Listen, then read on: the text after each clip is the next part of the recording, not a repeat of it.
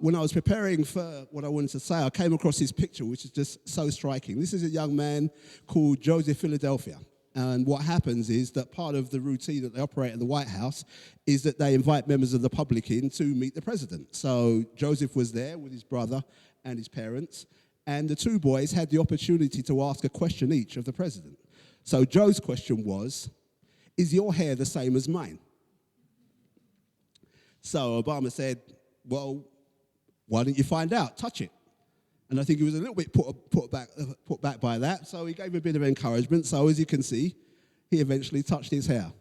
And Joe said after touching his hair, yeah, it is the same as mine. Now, the significance of that photograph is that they'll have photographs all over the White House, and what they tend to do is change them every couple of weeks, because you can imagine the number of visitors they've got going through. That photograph has stayed in the White House for 3 years.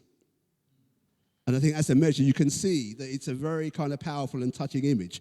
And in the most recent campaign, Michelle was out on the campaign trail, and here's what she had to say about that photograph, because clearly she was after the opportunity for re-election.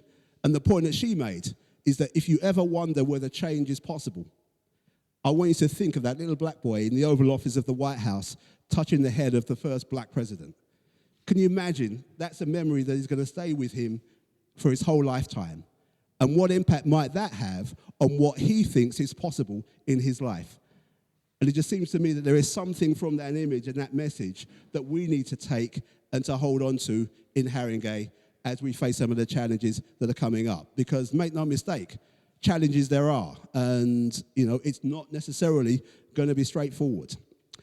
And this is where we turn to what some of you maybe been waiting for, this idea of VUCA. Now, I got this from a friend of mine who goes around and talks to people like yourselves all over the world about how they can improve their businesses. And he used this as a way of trying to summarize the kind of conditions that we're living in at the moment. Now, it's a phrase that's actually been around for kind of 20 years or so, but it really just captured my imagination. So I just wanted to spend a few minutes just talking about what VUCA means, because it's an acronym, and I've gone the wrong way, so let me go back the right way. Here we go. So VUCA is short for talking about volatility, uncertainty, complexity, and ambiguity as a way of describing the kind of conditions that we're living in at the moment. So if you take each one in turn, volatility, we only need to think back 15 months and what was happening on the streets for our own very recent example of volatility and how it can manifest itself in modern times. But from a different standpoint, I would say it's probably worthwhile watching what's happening in the Eurozone at the moment. Because if Greece doesn't get its act together, and that creates a domino effect, so you have Italy and Spain and France and other economies that start to destabilize the euro as a currency, trust me, that will have a direct impact on us here as well. Isn't something that we can control directly, but its effect may well have a bearing on what happens with us here. So that's just a couple of examples of volatility. I'm sure you can think of your own. Uncertainty, we all know about the climate of austerity. We've got councils up and down the country talking about, as the leader of Birmingham City Council put it, the end of local government as we know it. They're having to take something like 20-25% out of their overall budget over the next 5 years.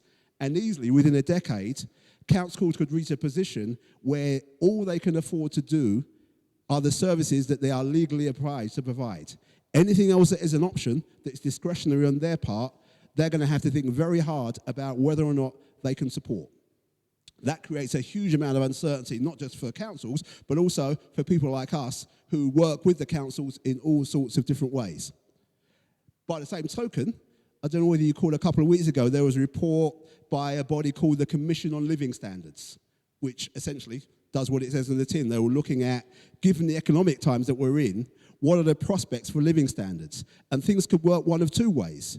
If there are certain measures that government takes, like adopting the living wage, going beyond the minimum wage, maximising the employment of women, paying attention generally to ensuring that barriers to employment are removed, there is actually a prospect of us being able to maintain the kind of living standards that we have at the moment. On the other hand, if government does nothing, we could easily be going back to the living standards that we experienced in the mid-1990s. So, not inevitable by any stretch, but certainly uncertainty around in terms of the economic climate. Complexity, if you want complexity, all you need to do really is step out onto the streets in Tottenham. Because where you have diversity, you have complexity. And we, along with our partners in public services and elsewhere, face the challenge of how we improve quality of life and well-being for the community. And this, I think, of all the boroughs that I've worked in, I would say that Haringey is the borough where diversity is the most what I would call normalised. It's not that unusual to see people from different backgrounds. Like Obama said last week, this is a place where if you're black or you're white, you're man or you're woman, you're gay or you're straight, able-bodied, disabled, whoever you are, this is a place where you can find a sense of belonging and make something of yourself. And there is a long history of Haringey as a borough, and Tottenham specifically, being a place where people come and do exactly that. We're in a time where that complexity is right in front of us, and the challenges that it presents in relation to how we reach people, improve their quality of lives, improve their well-being, are perhaps more complex than ever before. And as people working in the sector, in many ways, we're at the forefront of that challenge. So that also shapes a part of how we operate today.